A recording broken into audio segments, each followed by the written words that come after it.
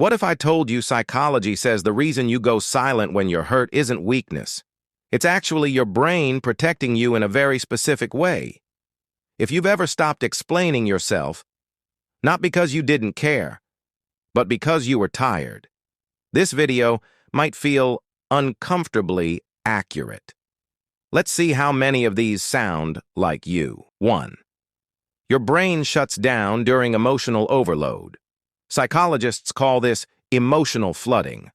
When feelings get too intense, your nervous system switches into survival mode. So instead of talking, your brain chooses silence because words feel impossible. Example: someone says something that hurts you, and suddenly you can't explain anything. Not because you don't have thoughts, but because your mind is too full to speak. 2. You learn that explaining doesn't change anything.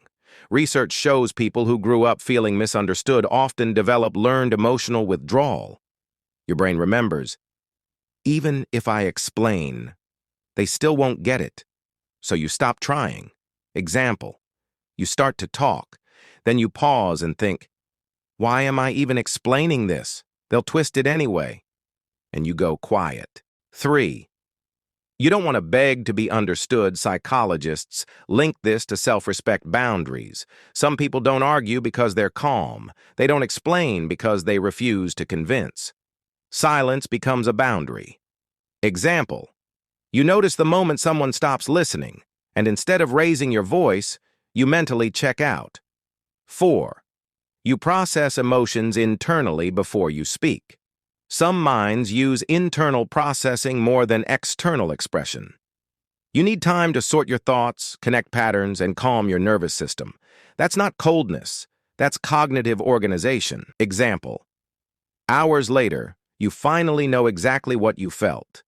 But in the moment, your mind needed quiet to make sense of it. 5.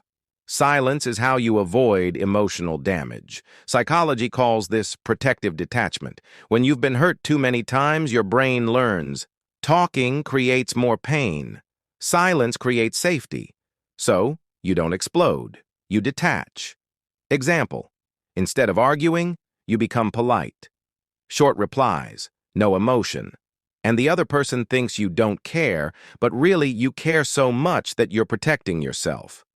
So no, you're not weak, you're not emotionless, and you're definitely not immature. Psychology says silence is often a sign of a mind that has been forced to become careful, a mind that learned. Some people don't deserve access to your feelings, and once you realize that, your silence starts to make perfect sense.